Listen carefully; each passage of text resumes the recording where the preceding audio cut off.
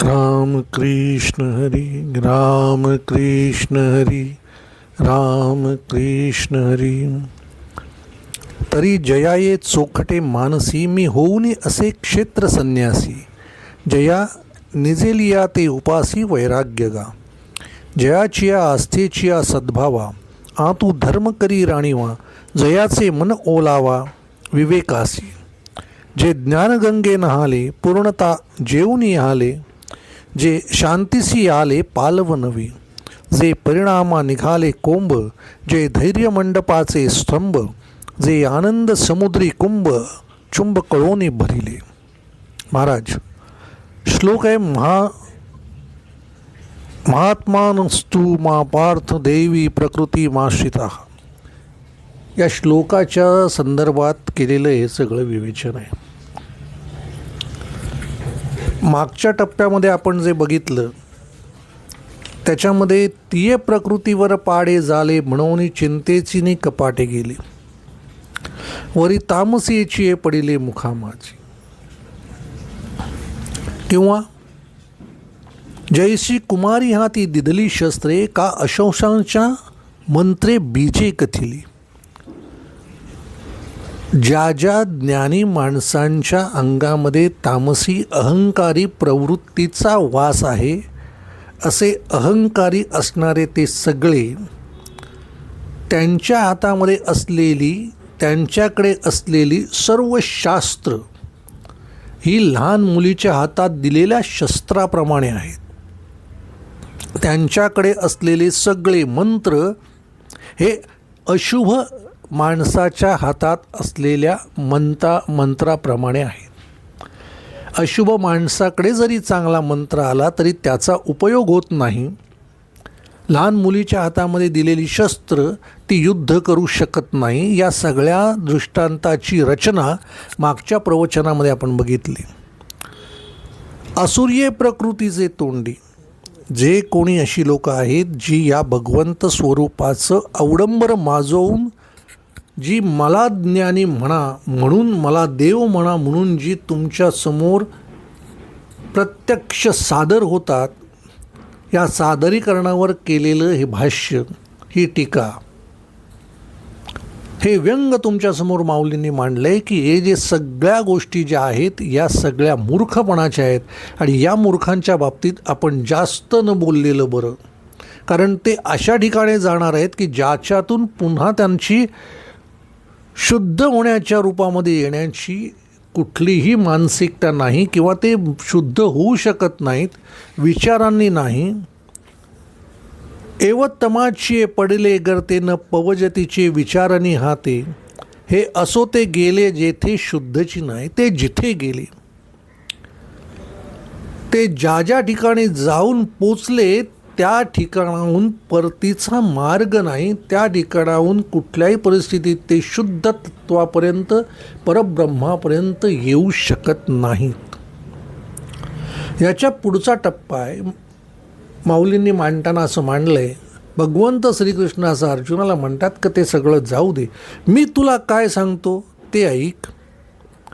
ऐके जेथ वाचा विसवे ते साधू कथा. ज्या ठिकाणी वाणी निवांत होते, विश्रांती घेते, ज्या ठिकाणी वाणीला थांबण्यास आनंद वाटतो, प्रत्यक्ष सरस्वती, वाचा म्हणजे सरस्वती. ऐक जेथे वाचा विसवे, सरस्वती ज्या ठिकाणी थांबते, वास करते, अशा साधूची कथा, साधूवाणी तू ऐक. मग ही साधूवाणी काय आहे, हा साधू कुणाला म्हणायचं, याबाबतचंही विवेचन फार अप्रतिम विवेचन आहे. तरी जयाचे चोखटे मानसी, ज्याच्या मनामध्ये चोखटे हा शब्द वापरला आहे. मन कसं आहे, अत्यंत शुद्ध आणि पवित्र आहे. जया ये चोखटे मानसी, अशा मनामध्ये जे अत्यंत शुद्ध आणि पवित्र आहे, संपूर्ण शुद्ध असलेलं, पवित्र असलेलं असं मन ज्याचं आहे, मी होऊन असे क्षेत्र संन्यासी, त्याच्या मनामध्ये, त्याच्या हृदयामध्ये मी क्षेत्र संन्यासी म्हणून राहतो. जया निजे लिया ते उपासी वैराग्य घ्या. तो प्रत्यक्ष स्वरूपामध्ये झोपलेला असला तरी त्याचं वैराग्य, प्रत्यक्ष त्याचं वैराग्य हे उपासना करतं का? विषय काय आहे? साधूबद्दलचा. साधूचं पहिलं स्वरूप, पहिलं रूप हे देहाबद्दल नाही. म्हणजे देहात साधूने घातलेले लाल कपडे, साधूने घातलेल्या उंची वस्त्राचे असलेले स्वरूपाचे कपडे, कपाळाला लावलेलं मोठं गंध, भस्म, अलंकार जडित केलेले स्वतःचं साधूचं रूप, हजारो वेगवेगळ्या प्रकारच्या माळा, या सगळ्या गोष्टींना महत्त्व नाही. सगळ्यात पहिलं महत्त्व दिलं आहे माऊलींनी ते या गोष्टीला चोखटे मानसी, अत्यंत शुद्ध आणि पवित्र आणि अत्यंत चोख ह्या शब्दाचा अर्थ की ज्याच्यामध्ये एक कणभरही त्याच्यामध्ये क्लिमिश नाही असं मन. आपण काय म्हणतो, सोनं कसं आहे? चोख 52 खणी, चोख सोनं आहे. याचा अर्थ त्याच्यामध्ये कुठलीही इम्प्युरिटी, अशुद्धता नाही. ज्याच्यामध्ये अशुद्धता नाही, कुठल्याही रिपूचा, षड्रिपूंचा कणाचाही ज्याच्यामध्ये वास नाही, अशा मनाला चोखटे मानसी म्हटलं आहे. चोखट्या मनामध्ये अशा मनाचा जो, तोच साधू. पहिलं प्रमाण आणि एकच प्रमाण, दुसरं प्रमाण नाही. साधू तत्वाला एकच प्रमाण, पहिलं आणि शेवटचं, की त्याचं मन अत्यंत शुद्ध आणि पवित्र असेल. त्याच्या मनामध्ये मी होऊनी असे क्षेत्र संन्यासी. आता या सगळ्या गोष्टींचा जो विचार आहे, हा विचार क्षेत्र संन्यासी म्हणजे काय? त्याच्या हृदयातलं जे क्षेत्र आहे, क्षेत्र कशाला म्हणतात? तीर्थक्षेत्र म्हणून उल्लेख केला जातो. ज्या ठिकाणी भगवंताचा वास आहे अशा जागेला क्षेत्र, तीर्थक्षेत्र म्हटलं जातं, की जिथे भगवंताचा निवास आहे. मी होऊनी असे क्षेत्र संन्यासी, त्याच्यामध्ये, त्याच्या हृदयामध्ये जे हृदय तीर्थासारखं आहे त्याच्यामध्ये मी क्षेत्र संन्यासी म्हणजे त्याचा राजा, त्या हृदयाचा राजा, त्या हृदयाचा देवारा करून त्याच्यात मी भगवंत स्वरूप म्हणून राहतो. जया निजे लिया ते उपासीवर, त्याचं जे वैराग्य आहे. आता विषय येतो पुन्हा, मन कसं आहे? अत्यंत पवित्र आणि शुद्ध आहे. विचार कसे आहेत? वैराग्याचे आहेत. हे वैराग्याचे विचार तो झोपलेला असताना, निजलिया ते झोपलेला असताना म्हणजे संपूर्णपणे आडवा पडला आणि गाढ झोपला आहे असा भाग एक झाला. दुसरा भाग विचारांचा आहे. तो जरी प्रत्यक्षरित्या कोणतंही कर्म या सृष्टीत करत नसेल तरी त्याचे विचार अशा पद्धतीचे आहेत की ते माझी उपासना करतात. त्याचं उपासना करण्याचं सामर्थ्य कोण देतं? वैराग्य देतं. त्याचं वैराग्य आपोआप माझी उपासना करते. कधी? ते झोपलेलं असेल तरी, मन निजलेलं असेल, झोपलेलं असेल, माझा विचार करत नसेल तरीही त्याचं वैराग्य माझी उपासना करतं. कल्पना येत नाही, मला समजते तुम्हाला काहीही कळत नाही आहे. हे प्रत्यक्षरित्या न समजणारच आहे. सहजासहजी समजेल इतकं ते सोपं निश्चित नाही. प्रयत्न करतोय तुमच्यापर्यंत पोचवण्याचा. तुमच्या हृदयामध्ये असलेल्या भगवंताच्या स्वरूप क्षेत्र संन्यासाला उपासनेने म्हणजे त्याची पूजा करण्यासाठी, त्याचं असलेल्या तुमच्या हृदयातल्या भगवंताची पूजा करण्यासाठी म्हणून जरी तुम्ही विचार करत नसलात, झोपलेला असलात, तरी तुमच्या हृदयात असलेल्या भगवंताची पूजा तुमचं वैराग्य करतं. हा यामागचा विचार आहे. तर वैराग्य म्हणजे काय? पुन्हा प्रश्नचिन्ह आहे. एक तर मन शुद्ध पवित्र म्हणजे काय? हा प्रश्नचिन्हाचा भाग आहे की माझं मन शुद्ध, माझं मन शुद्धच आहे. कोण म्हणेल माझं मन शुद्ध आहे? कोण म्हणेल माझं मन अपवित्र आहे? प्रत्येक जण म्हणणार माझं मन शुद्ध आहे. पण मन जर शुद्ध असेल तर तुमच्या मनामध्ये भगवंत असायला पाहिजे, पण तो नाही आहे. ज्या ठिकाणी या भगवंताच्या निर्मित केलेल्या सृष्टीतल्या ऐहिक सुखातली कोणतीही आसक्ती त्या हृदयामध्ये आहे, ते मन शुद्ध नाही. कुठल्याही बाबतीतला असलेला तिरस्कार त्याच्या मनामध्ये आहे, ते मन शुद्ध नाही. कुठल्याही माणसाबद्दलचा, व्यक्तीबद्दलचा, ज्ञानाबद्दलचा, संपत्तीबद्दलचा, ऐहिक सुखातल्या कोणत्याही गोष्टीचा असलेला अहंकार तुमच्या मनाला दूषित करतो, ते मन शुद्ध पवित्र नाही. लोभ तुमच्या मनाला आहे, मन शुद्ध नाही. या साहीच्या साही षड रिपूंना बाजूला ठेवणारं मन अप्रत्यक्षरित्या ते साधू तत्व तुमच्या अंगात आणण्यासाठी, संन्यसत्व आणण्यासाठी, म्हणून जे वैराग्य तुम्ही प्राप्त केलेलं आहे त्या वैराग्याची ती उपासना मनामध्ये भगवंत कायमस्वरूपी ठेवण्याचं काम करते. प्रलोभनं जगामध्ये आहेत ना. मी संन्यासत्व घेतलं, मी संन्यासी झालो म्हणजेच माझं मन शुद्ध आहे असा भाग इथे निश्चित नाही. सातत्याने हृदयामध्ये असलेल्या भगवंताची वैराग्याने पूजा करणं, मग तो त्या ठिकाणी कायमस्वरूपी राहील, हा त्याच्या मागचा खरा सिद्धांत आहे. प्रत्येक गोष्टीत तुमचं वैराग्य दिसलं पाहिजे, असलं पाहिजे, आणि ते भगवंत स्वरूप असलं पाहिजे. अशा वैराग्यापासून, अशा असलेल्या तुमच्या चिंतनापासून, अशा असलेल्या तुमच्या चोखट्या मनापासून निर्मित केलेला भगवंत हा क्षेत्र संन्यासी म्हणून त्या रूपामध्ये, त्या मनामध्ये राहतो, तो साधू आहे. आता तुम्हाला उलगडला असेल. हे सगळं जे आहे ना एकमेकात गुंफलेलं आहे. एक तर माऊलींनी गुंफलं आहे, त्याच्यात ते एकमेकात अशा पद्धतीत गुंफलं आहे की खालचा अन्वय पकडला तर वरचं समजत नाही, वरचा अन्वय पकडला तर खालचं समजत नाही. दोन्ही एकत्ररित्या जर अन्वय रूपाने जर विचार केला तरच तुम्हाला उभी समजते. तुकडे करून जर विचार केला तर तुम्हाला काहीही समजणार नाही काय म्हणायचं आहे ते. जयाची आस्थेची सद्भावा, आ तू धर्म करी राणी वा, जयाचे मन ओलावा विवेकासे. पुढचा टप्पा, जयाची आस्थेची सद्भावा. त्याची आस्था कशावर आहे? सद्भावाची आस्था आहे. मनामध्ये इच्छा आहे, पण कसली इच्छा आहे? सद्भाव पाळण्याची. कायमस्वरूपी जो भाव असणार आहे हा सद्भाव असणार आहे, त्याचीच केवळ इच्छा आहे.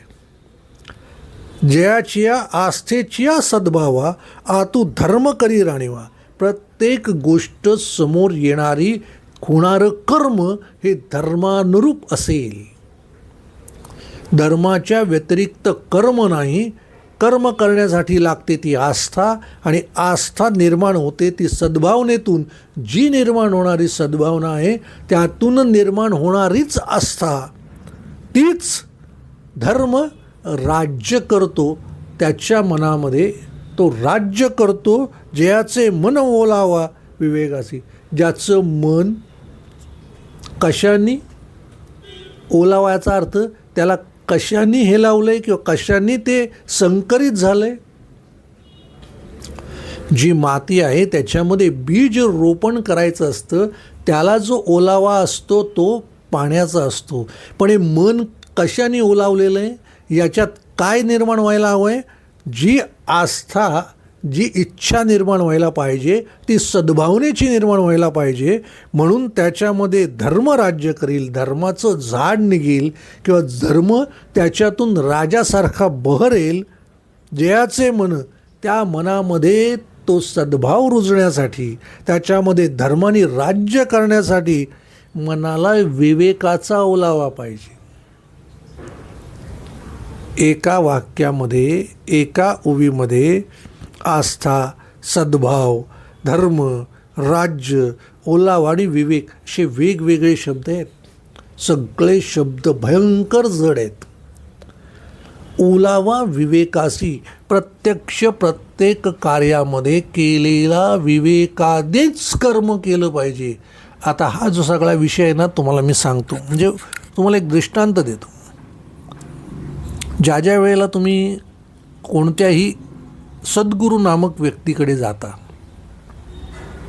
त्या वेळेला तुमच्यासमोर त्याचा भाव कसा असतो हा जर तुम्ही बघितलात तर तुम्हाला दिसेल. येताना तुमच्याकडे एकेरी हाक मारणारा माणूस, ज्या वेळेला तो तुम्हाला एकेरी हाक मारतो त्यावेळेला त्याच्या मनामध्ये त्याच्या ज्ञानाचा आणि मोठेपणाचा अहंकार आहे. जर तो साधू रूपामध्ये आहे तर मनामध्ये जर त्याच्या विवेक असेल तर तो तुम्ही कितीही लहान असाल आणि हा कितीही मोठा पंडित असेल, कितीही मोठा विचारवंत असेल, तरी त्याला तुमच्याबद्दल बोलताना तो आदरयुक्त जी हा शब्द लावून बोलेल त्याला म्हणतात. कितीही ज्ञान प्राप्त झालं तरी त्याच्या मनातला विवेक गेलेला नाही. त्याचं ज्ञान हे विवेकरूपी आहे. मन विवेकाचा ओलावा धरून ठेवलेलं आहे. तुम्हाला हाक मारताना तुमच्या नावापुढे या रावजी, या बस, हा राव शब्द लावणं आणि जी शब्द लावणं या गोष्टीला तुम्हाला आदर प्राप्त करून देणं आहे.